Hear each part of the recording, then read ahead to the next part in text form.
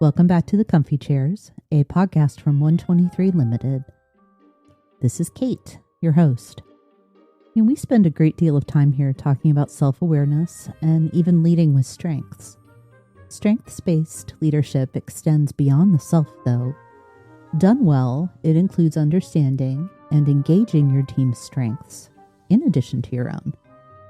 John Dewey said to find out what one is fitted to do and to secure an opportunity to do it is the key to happiness.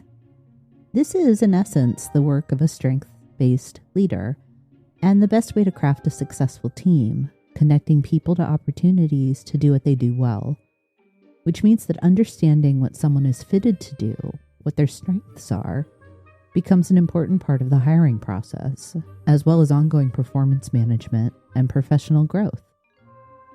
This is a lesson that today's guest learned when facing hiring challenges in his optometry practice, and that led him to establish a company to help other doctors build their teams by focusing on strengths and key performance factors. Thanks for having me today, Kate. I'm Dr. Mike Neal, practicing eye doctor and the founder of Build My Team. I'm also a father to two boys, 11 and 14, and I love to run. That's my passion, hobby, keeps me out of trouble, the whole works. It wasn't that I woke up on a Monday and said, boy, I got to use strengths in hiring. Nor did it happen on Tuesday or any other day of the week.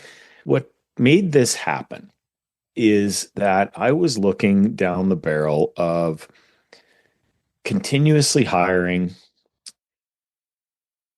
finding out they didn't fit, then letting them go, and then hopping on that merry-go-round again. Okay. And so, that's not entirely accurate because I don't think I ever left the merry-go-round.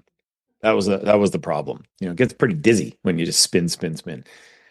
But the point is that I was hiring using resumes for entry-level workers, and you will absolutely drown in chaos if you do that. Now, so maybe, listeners might be thinking, well, maybe he's just terrible at hiring. Find me somebody who's great with entry-level workers. The challenge is that a resume leads you down a path that really has nothing to do with the path you want to be on. They are, for entry level, they don't tell you much of anything. Folks who might have a couple line resume. Build My Team's all-time record is hiring somebody who had 4 lines on their resume. Wow. Including their address, 4 lines. Yeah. Hey, you have to start somewhere. I think that's what people forget. It's entry-level jobs mean you're coming without experience. Exactly. And what we ended up finding out is that you're better off for sticky, productive hires to find somebody who shows up for work, does what they're great at, goes home, and doesn't think anything of it. Okay, so that's fine and all. Now what? How the heck do you find these people? And that's where the secret sauce came in. Okay. That's where studying how Disney did it.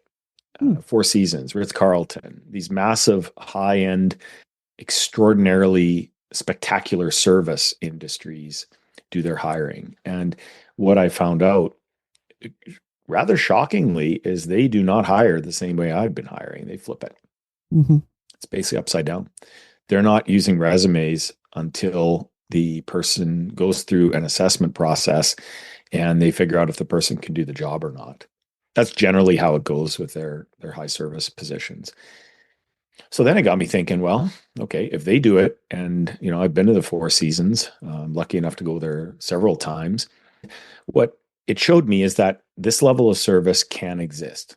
Okay, flat out, bluntly, I had no idea that people could be treated that well. I didn't know that was a thing.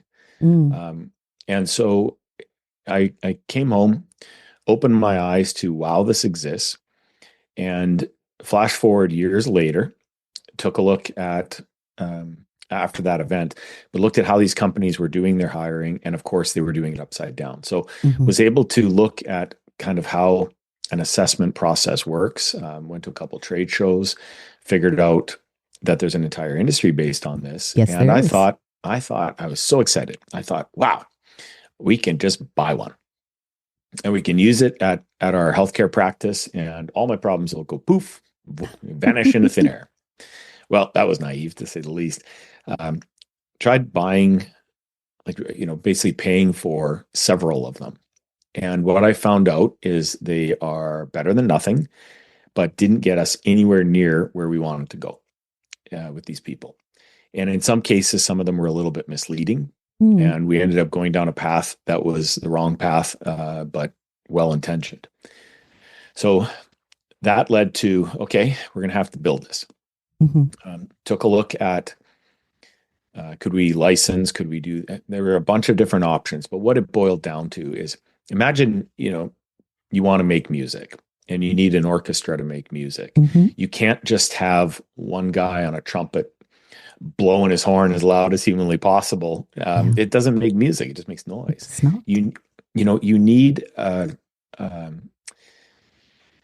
you basically need a maestro up at the front. You need somebody who's going to bring each of these pieces together and have them play at the right time, have them play the right stuff at the right time, and basically orchestrate it all. Hence the name. That's what we were able to build. And now, years later, oodles of hires later, we've got a system that will, it's a done-for-you service that will find these candidates. And it basically starts by us writing the job description. We find these candidates. Our software automatically sends all this information out to these candidates. They fill out the assessment very quickly. It's about 10 to 15 minutes, depending on the person. And then our software tells us who would be great for the particular position. Okay. All automated. When we find these great people, and we gently let down almost all of the folks who apply for these jobs, okay? Then we send them a one-way video interview. They do the video interview, and that helps tell us who would be an outstanding candidate for the position. So you back up to 50,000 feet here, and you compare this to a regular hiring environment. Well, it's no wonder people hate hiring. Good grief. We have all of these tools that are spectacular, and we're still rejecting, depending on the position, 95, 97% of people. Correct. You contrast that to the interview process. How in the world do you know which of these inflated, inaccurate, mostly made up resumes you need to pick out of that magic pile using your Harry Potter magic wand to figure out who to interview? The wand chooses the wizard. Yes. Well, if only that were true, then you'd be all set. You wouldn't need a service like Build My Team. You'd have your magic wand kept in a case in a safe in your office, protected at all costs. It doesn't work.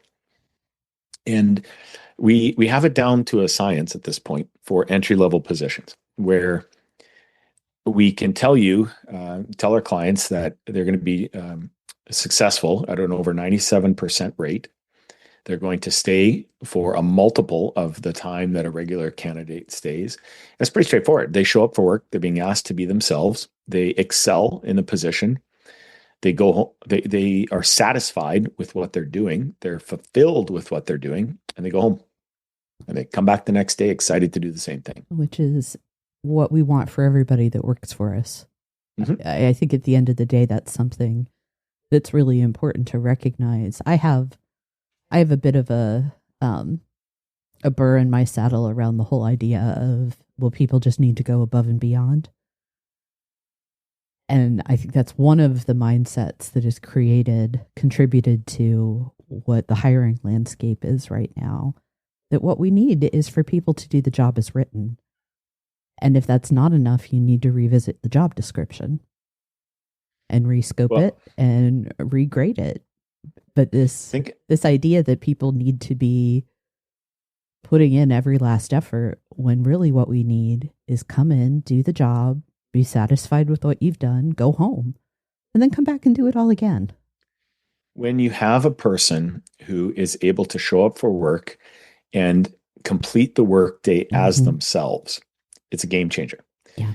And, a lot of senior execs have, I won't say issue, but concerns about that.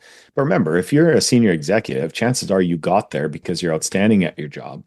You know what you love, you know what you're good at, you know what you're not good at, Mm-hmm. and you've got a team of people doing what you're not good at, and you stay in what you're good at almost all day long. That's the definition of being a senior executive. Mm-hmm. So if you think back to the days when you started out and you were asked to be a round peg in a square hole and be the best round peg you possibly can be, and the boss came along with a bigger hammer every day to pound that round peg into the square hole, that's what we're talking about. Those days are over for you as a senior executive, or you would have gotten there in the first place. Correct. But the asking people to be someone else when they show up for work is only okay in Hollywood and Broadway. I love that.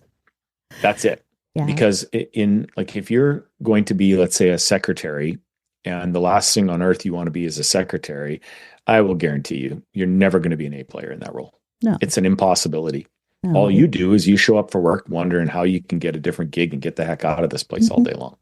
Yeah, 100%. And I do want to put in a little footnote, if you will, that sometimes people are in positions where they have to take a job that isn't well suited for them.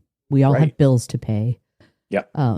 Is what I'm fond of saying when an actor, speaking of, when somebody from Hollywood does something that you're like, wonder why they're doing that film. It's like, well, even stars have bills to pay. Right? Exactly. So sometimes people are going to find themselves in the secretarial role when it's soul crushing for them. Yes. And it's okay if we can help them as leaders and managers. Part of what you want to do is guide people to those better fit jobs where it's not soul crushing, but at least have the compassion for, this isn't a good fit right now. How do I still support you so that you can perform the job as needed? Yes. Yeah. Because it's those circumstances, what's not okay is to be like, well, I just don't like this job, so I'm not going to do the stuff. I am curious, and this is the organizational development nerd in me, if you've partnered with anyone with expertise in that sort of assessment creation, like industrial organizational psychologists, folks like me, and how have you, because we hear a lot with AI and other kind of algorithmic based tools right now, that there are concerns about bias creeping in. Yeah. How are you accounting for that, if you're able to? Yeah. First of all, we most certainly have partnered. And bias, oh boy, we could do a series of podcasts based on this. Well, I'll start with a story. Yeah. We had a doctor in an aesthetically pleasing version of healthcare, we'll say. They were a client. They wanted to see all the video interviews. And what we found out, you know where I'm going with this, they were picking, let's describe these people as very aesthetically pleasing for their aesthetically pleasing version of healthcare. Yes. And you can't do that. No. So this happened to us. We had another person. We stopped working with that person. We, after some very intense descriptions of why it doesn't matter what you do in your practice, but the laws still apply to your practice. Right. And we will not be part of that. And by the way, here's what they are, and here's what you did, and we can't, we're done. So thank you. We've also had doing that, by the way. Yeah. We also had another client who described exactly who he wanted as a person in his practice. Exactly who he wanted. We were not talking about talents and strengths in any way for that. So we had that abruptly ended as well. We don't share the video interviews with the clients anymore. And as far as bias goes, it's fascinating. Our system removes it. We don't have a human look at the results of our searches until till the candidates get a magic thumbs up Okay. in our software. Okay. And at that point, we, our team will look at the candidate's information. We do check a resume at that point to see if they've had any experience. Well, the software categorically eliminates bias because a human's not looking at it until the decision's been made. And then as far as the video interviews, what you care about is how they're going to be in the role. And so what our team is looking for in these video interviews is simply how well they're going to represent the client. I'm really curious about, and I have some ideas about how one goes about this, but I'd like to hear from your practice about identifying those key performance factors. You told me earlier you always start with the job description. That's obviously the starting place, but what is the process in looking at that description to say these are the things that actually matter that we want to have in our screening? Yeah, most people don't read job descriptions. As an employer, it's really frustrating because you think, how's that even possible? But you're going to end up interviewing people who are sitting in front of you having never read your job description. Can you believe that? Yes, I can. Yeah, it's crazy. So what we do with our screening process is the job description is essentially the first pass. And then from there, we lose a bunch of people who apply because they have no interest in taking any type of assessment. Okay. And early brand new clients are thinking, oh boy, that's bad. Oh my goodness, it's fantastic. Now, the ones that do start the assessment process, they get hooked. And the reason being is that when you're a really great candidate and you see an employer that is this particular about who they're bringing onto their team, it's like catnip. Okay. You are magnetically drawn to go through this and basically see if you make the cut. So we've been talking about this kind of obliquely. What I'm curious about is creating consistency, because it's so important in hiring processes and in people leadership. As you were learning more about building your team, how did you go about establishing consistency in that practice so that all the effort doesn't feel like it's gone to waste when you get to the point of hire? Well, we systematized it. Okay. Turned it into software that just did the same thing over and over and over again, repetitively. So it was a completely systematized approach. Of course, we tweaked it as we had feedback. I mean, we have a full feedback loop in place with our clients. And so this just gets better and better and better the more that it's used. Yeah. And getting that full hiring, I won't say rigid because it's not rigid, but an incredibly thorough, consistent hiring process in place. Well, shocker, it delivers incredibly thorough, consistent results that are predictable. And you can bank on this. And we do. So when you have these C and D players on your team, to kind of switch gears to that, one approach is to try and counsel them, help them, give them all these warm fuzzies to get them to do better. Look, I'm all for trying that, but I wouldn't try it twice. If a person is simply not performing on your team, and you make sure there's no external variables, their dog died or some awful thing, or they're sick or who knows what, right? Like, let's be human here, right? You have to be human first. If that stuff isn't in play, then the next thing you look at is whether or not this person is really a good fit for the position to begin with. And if that isn't a strong heck yes, then it's time to help them find a position that they are a great fit at. And whether you think so or not, the bottom line is that you are doing this person a fantastic favor to help them find a better position for themselves. Yeah.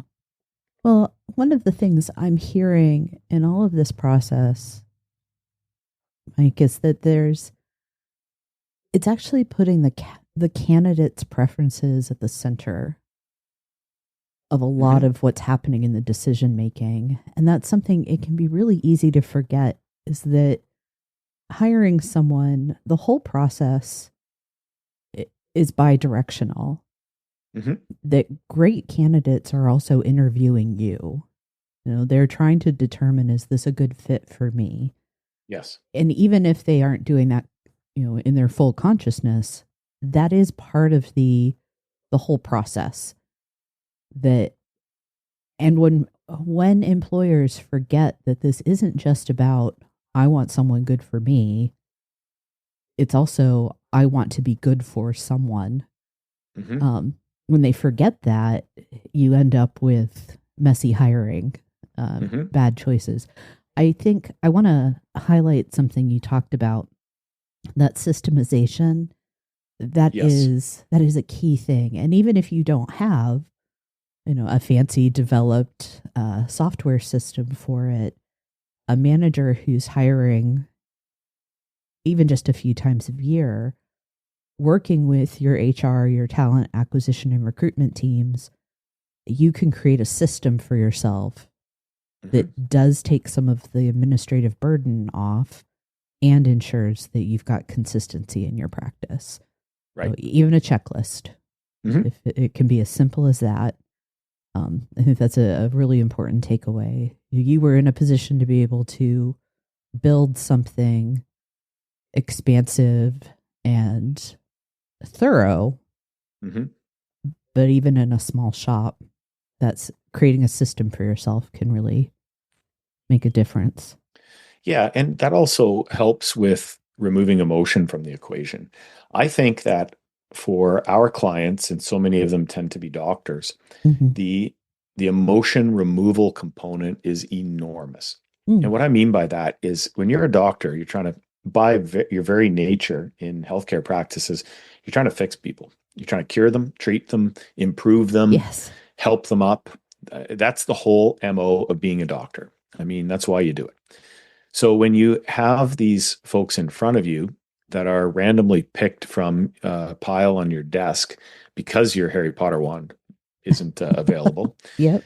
then you've got people in front of you in an interview that, especially because they're entry level people, are generally are intimidated at some level. Mm-hmm. They are all going to tell you what you want to hear because that Mm-hmm. car payment waits for no woman or no man. Yeah. That rent payment is due. People They have will bills to tell you pay. Yeah. they have bills to pay. They got kids that are hungry. They have incredible financial pressure on them. You will Mm-hmm. hear whatever you think you need to hear, what they think you need to hear, I should say. And that's where the wheels fall off. Um, so many times I've seen doctors, well, this person, oh, they'd be fantastic. They just need a chance. Okay, that's going to be right occasionally. Yeah. You're going to roll the dice and you'll be right flat out occasionally. And you're going to be wrong the vast majority of the time. In a small business, you need to hire performers. And if you want to help people up, if you want to do all that, then bless you. That's Mm-hmm. fantastic. But you will not build a high performing team. Well, I do think there's a place, because the folks that have that heart of, they just need a chance. Yeah, Mhm. some people do just need a chance. And if you are able to take that risk as an employer, wonderful. But to your point, your client base are primarily small business owners. And the cost benefit, if you Mhm. will, it's a tighter margin for people. And Well, this idea that yes. talent attracts talent Oh, it sure is does. so important. And I'll flip this all around. We give Mm-hmm. people chances all day long. It's part Yeah. of our approach. They're not coming in with experience. Mm-hmm. These are people that, from a resume based approach, there's no way in heck you would ever Mm. go near these folks. So this is what we do. We give people a chance.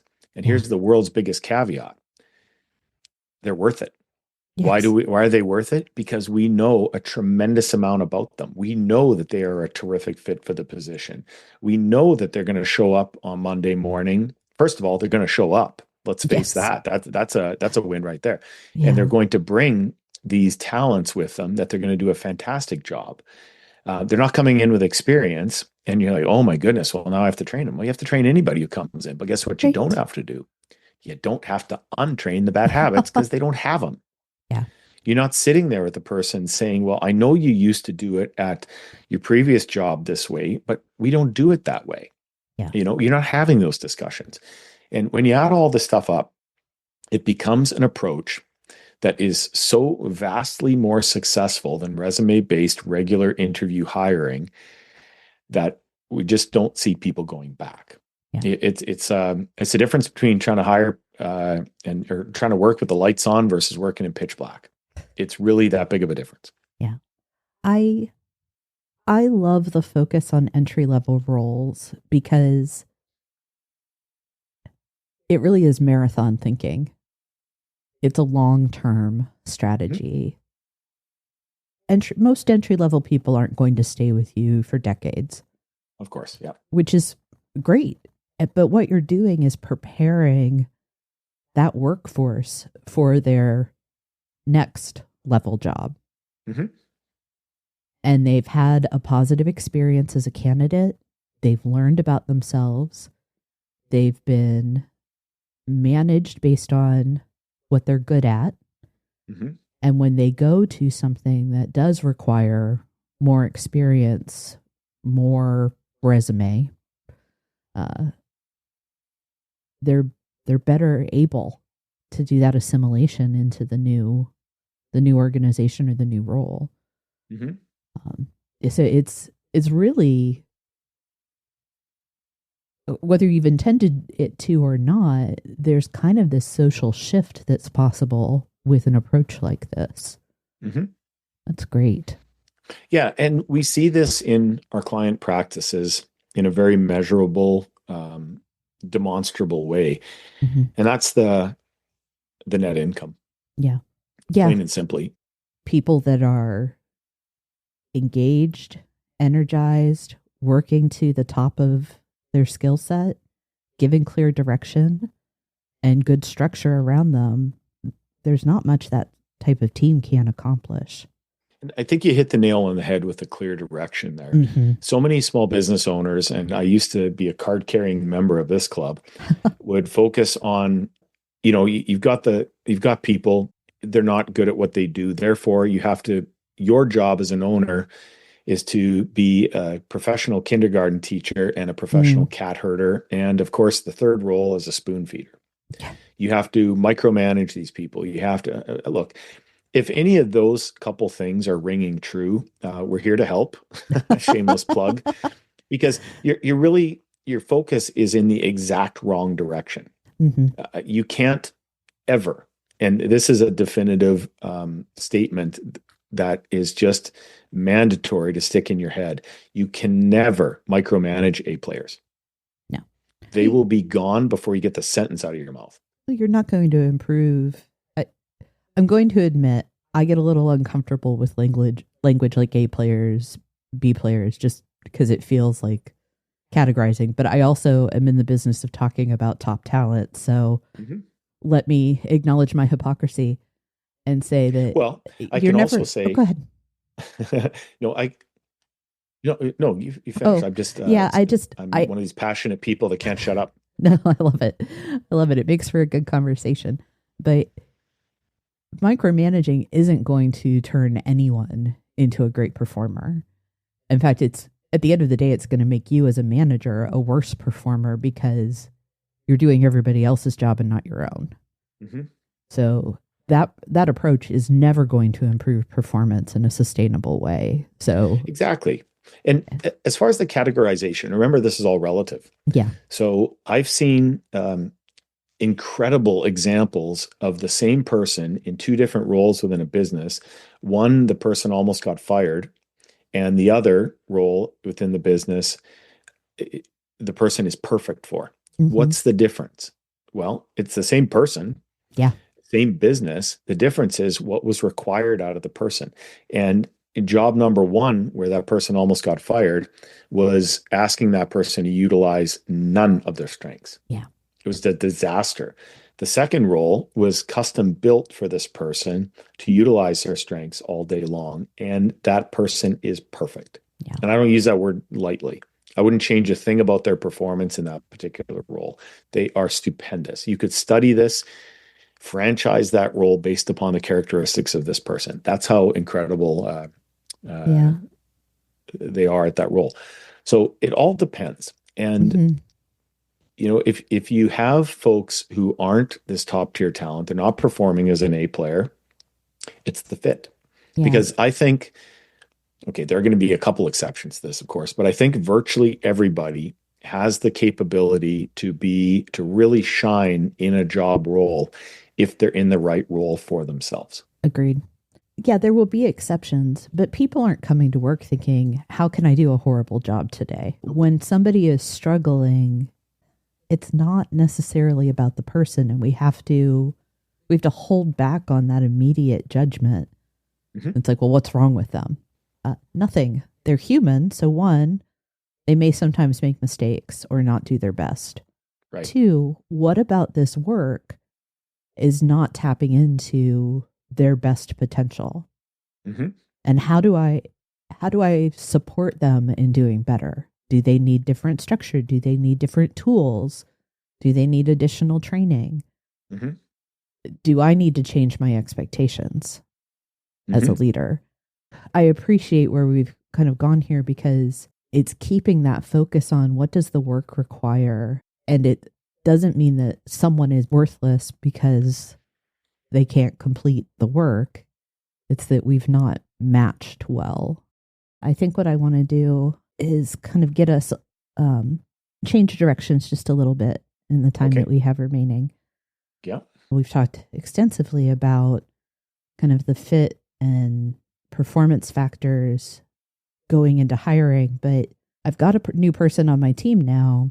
How do I continue to assess their strengths on the job? Mm-hmm. Curious what practices you think support that. Well, from our standpoint, our assessments are done pre-hire, Okay. and we do have a service that we offer to clients where they can assess existing team members and determine what their strengths are and what their natural strengths and talents are. The main thing is what's easy for the person in the role. Mm-hmm. What are they really excelling at right out of the Okay. gate? And you look to focus more of their time and effort on what they're naturally good at. There's this saying attributed to, I think it's Dan Sullivan from Strategic Coach. You want to have extremely strong, like outstanding strengths, but you can't spend any time on having outstanding weaknesses. You're just not going to turn these weaknesses into strengths. Yeah. Some leaders try and fall in love with that, like they're trying to convert these people from being weak at certain things to being strong at certain things. I mean, sometimes you can do that through training and such, but Mm-hmm. you're not going to make wholesale shifts in a person. Instead, put them in a role that is designed to utilize their strengths. I think that's a really Yeah. good initial mindset is not everyone is going to be great at everything. That's why we Mhm. have to have teams of people. Mhm. That's why we can't do things on our own. So knowing strengths, knowing the weaknesses and blind spots as well, lets you craft that team to cover all bases. Mhm. Well, Yeah, exactly. yeah. And it's something that you just have to be cognizant of as you're leading these teams, that you really want to focus on that, Mm-hmm. because it's the lever that lifts everything within the business. Mm-hmm. You're going Yeah. to have team members looking at these problems differently than you would as a leader. They're going to look in a more granular way uh, because they're at the level they're at, and you as a leader at the level you're at. Mm-hmm. It's very few leaders can go from the top of the organization all the way down to the bottom into the weeds and back again. Yeah. Um, there's hardly any that can do that. There's a practice that had a lot of popularity in hospitals over the last probably 20 years. Mm-hmm. That was part of this larger framework put together by Quint Studer and his business. It's this idea of high, middle, low conversations. You do that categorization. Who are my Mm-hmm. high performers, my middle, and my low performers? And then there's a structured conversation, almost like an agenda for how to talk to each level. Mm-hmm. there are pluses and minuses to a practice like this, but something I always appreciated about it was the ultimate goal was not to make everyone a high performer. The ultimate goal was to raise performance across the board. Mm-hmm. That you wanted to help high performers sustain or, one, to recognize that we know you're doing a great job, we appreciate it, and we want you to stay engaged. Middle performers, help them get better at doing what they do well, and low performers to help lift them, or if necessary, to manage them out. Mm-hmm. So we don't need everyone to be top of the top. This is very similar in my mind to the above and beyond conversation. What we need is for people to get results as outlined in their job description. Yes. And recognizing that some of us do some things well, others of us struggle with things, and getting people plugged in to where they're good, or minimizing their exposure to what they're not great at, mm-hmm. helps everyone raise that bar. Yeah. And it's another thing I appreciate it is it's not saying, well, if you don't like doing something, you have permission to not do it. Of course not. Of course there'll be parts of our job we may not enjoy. Work is work. Mm-hmm. Yeah. And if the majority of your time is spent doing work that aligns with your preferences, your abilities, and your strengths, it's going to make the other parts less onerous. Mm-hmm. Yeah. Yeah. And I've seen an organization where they encouraged at the leadership level their team members to switch tasks from one to another. Oh. Of course, they had to notify the managers that this was happening. Okay. But, here's something that I don't like doing, hand it off to somebody who can't wait to do it. And, as a leader, you say, really? Uh-huh. People love to do stuff that I can't stand doing. Oh, it happens all the time. Absolutely, positively. Yeah. I've seen that in practice, in healthcare practice, how, I personally really don't like paperwork, forms, any of that stuff, and have a team of people who just chew through those things all day long. Uh-huh. Well, I couldn't do that with flaming bamboo under my fingernails. I just lose the fingers. But hey, if I lost the fingers, I wouldn't have to do the form. So plus, right? But on their side of things, they turn around and they're like, this is great. Yeah. I have such a sense of accomplishment when I've done this. Mm-hmm. And it really took a long time and some more maturity on my side as a leader to look at that and say, okay, that's a thing, first of all. And then let's find as many of these different trades as we can do so that everybody's really working on stuff they love to do. Mm-hmm. And boy, if you can achieve this, you'll be shocked at how incredibly high performing your team can become. Well, think about how empowering that is. I mean, that's what I think about, that a small team is going to kind of self-police. So it's not like everything's going to get dumped on one person or people are going to shirk their work. It's, I'm giving you all the agency to determine how does this set of work get accomplished. Mm-hmm. The goal is to accomplish the stuff. How you go about it, you can figure it out. I'm here to support you. It works great. Yeah, it works absolutely great. I can see that there might be certain circumstances where it's not appropriate. Mm-hmm. There always will be. The it depends portion of things. But as a general practice, having that ongoing dialogue about, hey, I'll take this set of work.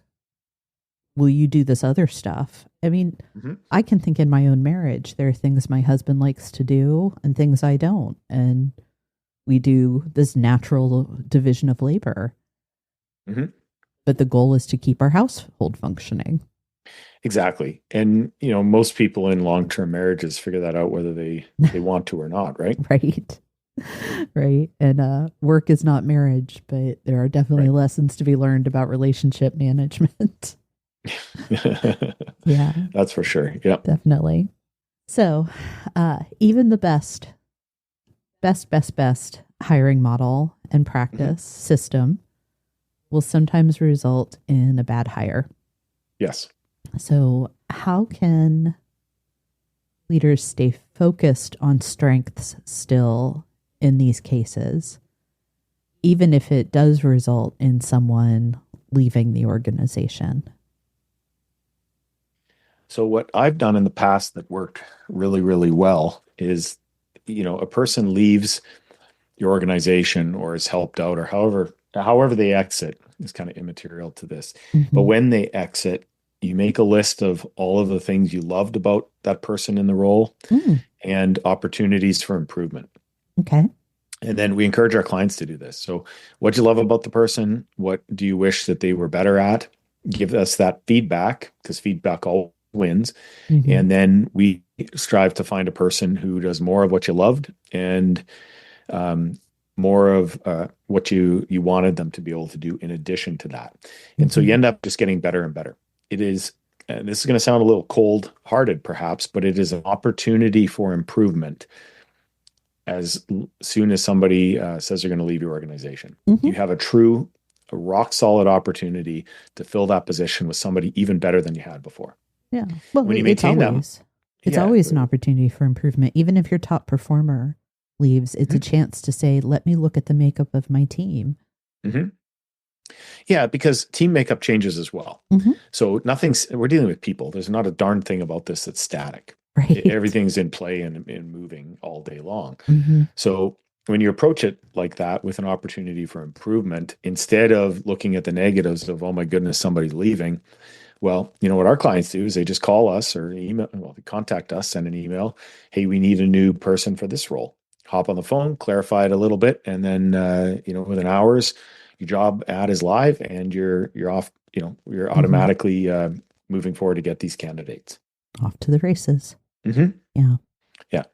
Yeah. I think when we talk about hiring, the other side of that coin is when people transition.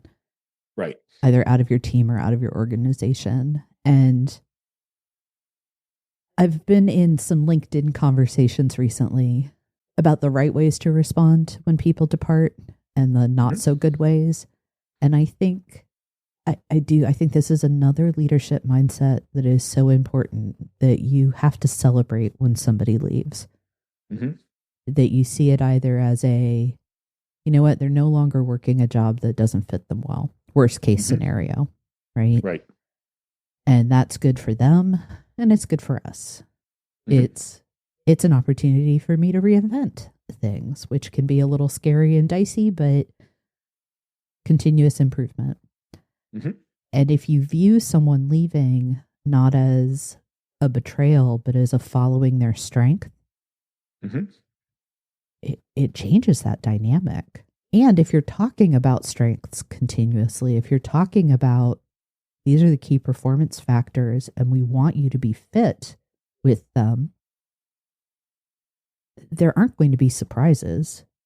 You'll be aware when people are struggling or not satisfied or searching for new things. Yes. And it's all without blame then.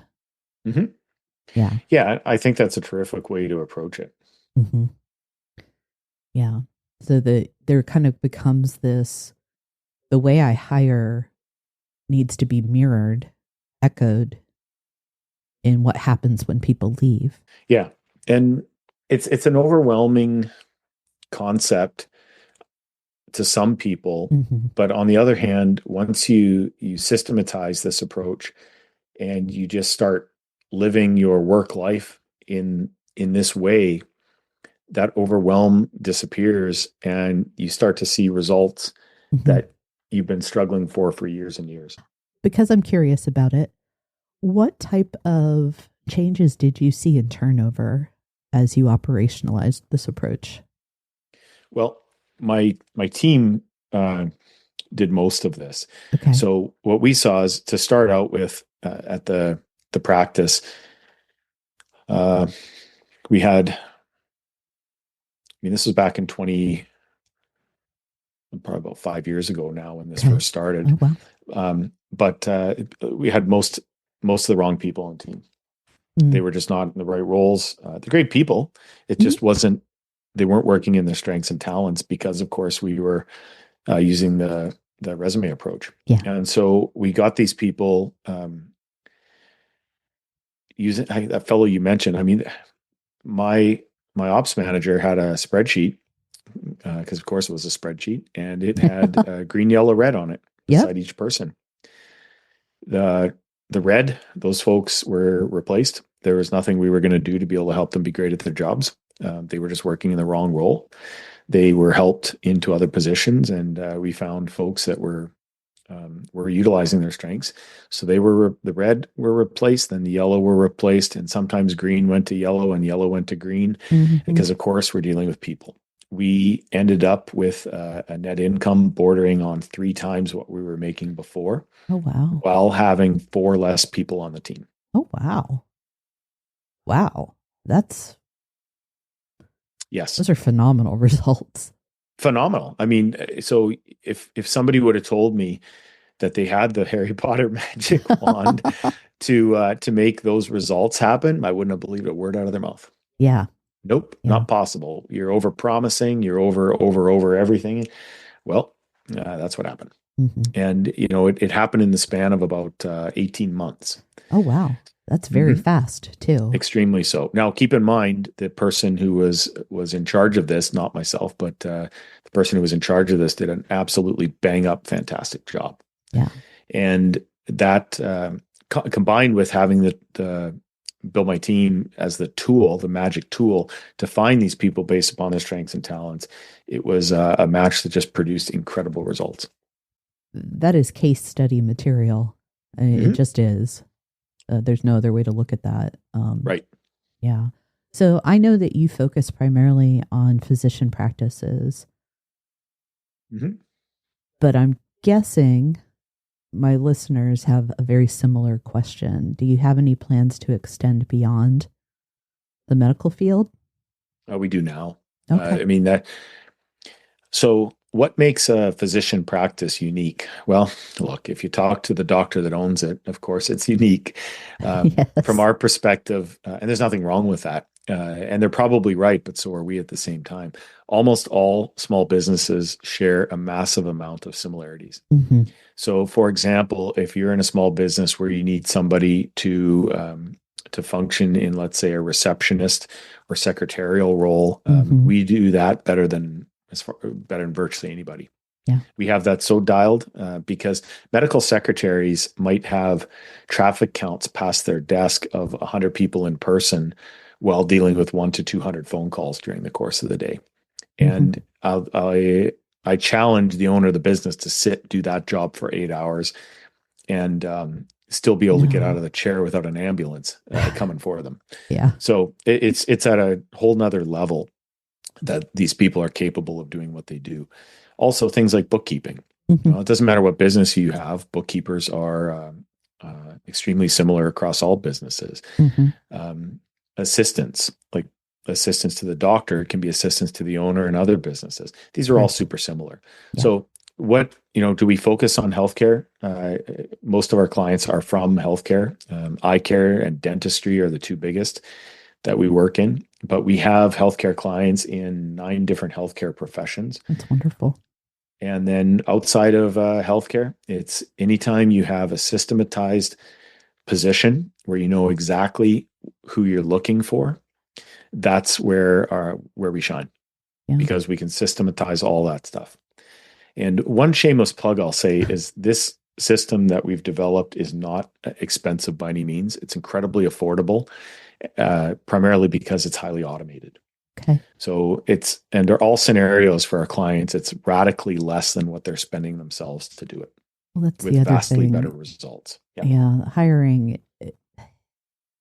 So many of the costs are kind of hidden that it's easy to forget how expensive it is to hire and onboard new people. The time alone, the amount of time that you spend as a leader filling a vacancy, it adds up very fast. So finding anything that can shorten the time to fill is going to hit your bottom line.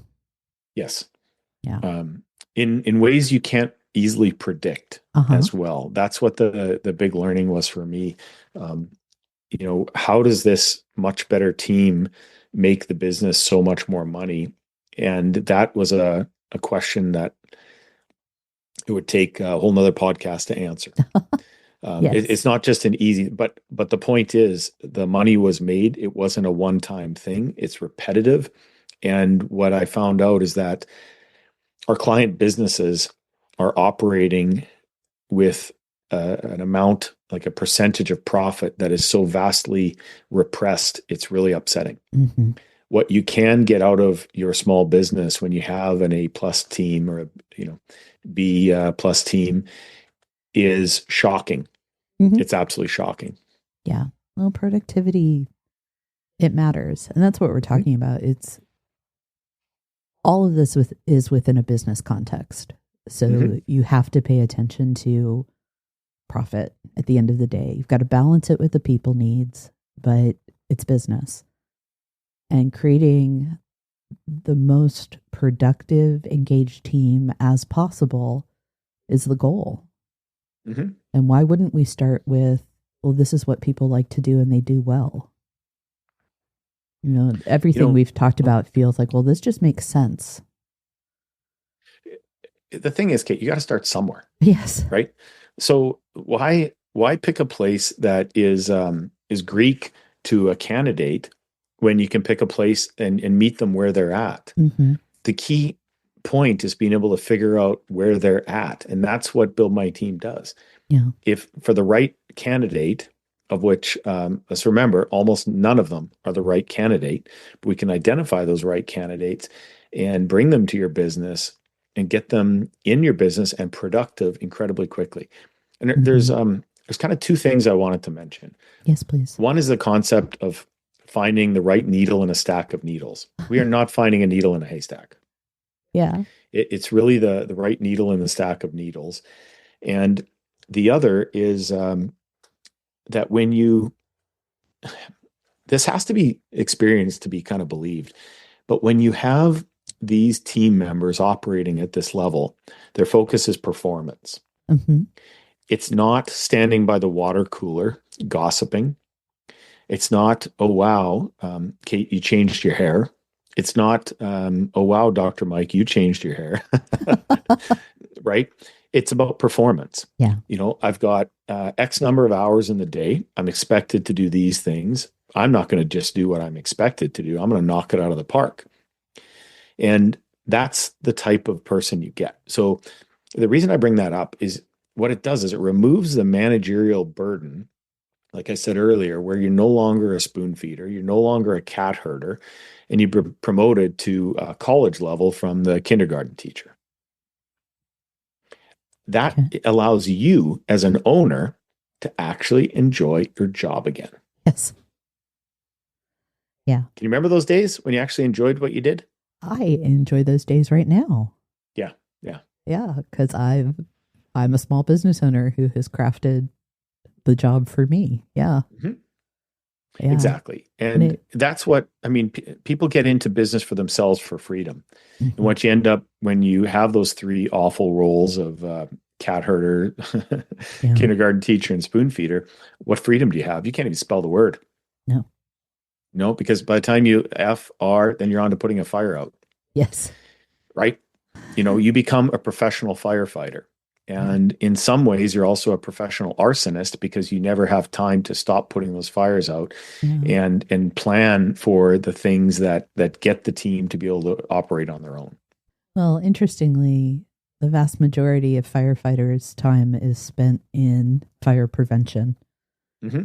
So that's what we really want to turn our attention to. Go ahead and be a firefighter on the job and recognize that putting out fires should be a de minimis portion of it. Right. That prevention and education Yep. are actually the focus.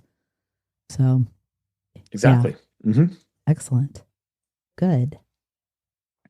Well, sir, this has been, despite all the technical difficulties, this has been a wonderful conversation. Oh, same. Thank you, Kate. Thank you. I like to typically close asking my guest if guests if they have any final thoughts for the conversation. I think that from my perspective, when you're doing hiring in your small business, it feels hopeless. You're getting the same awful results over and over again. You hear a guy on a podcast talk about how great it can be, but it's probably sales pitchy, probably not true, that type of thing. That might be the case. The other side of it is, what if it's not the case? What if we can deliver these results? Like I say, we're doing it for our clients. What if that could happen for your business too? And what if you can afford it? So those are some things I would ask your listeners to think about. If you're interested in a little more than just thinking about it, you want to reach out, go to buildmyteam.com, schedule a consultation. Everything we do is by schedule so that it respects your time as a small business owner. And we will very rapidly figure out if we can help you. If the answer is no, we'll do what we can to refer you to somebody who can help you. If the answer is yes, then buckle up, because we're going to move very quickly to help your business achieve the stuff that I've been talking about in this podcast. I think for listeners that aren't in that setting, there are some really great takeaways too. Again, systematizing your approach, focusing on what the job requires, matching people's strengths to that job requirement. Again, thank you, Dr. Mike. I've really appreciated your time. Thank you so much, Kate. This was fun. Oh, good. Love hearing that. Thank you for joining me today. If this conversation sparked something useful, please follow the Comfy Chairs and leave a review. Those small actions help more people find the show. Got a leadership question you'd like featured in a future Comfy HQ episode? Please send it my way. I'd love to hear what's on your mind. And when you're ready to move from ideas into action, 123 Limited helps leaders build stronger teams, sharper strategies, and better talent plans. Learn more at 123limited.com. That's ONE23LTD.com. Thanks for listening.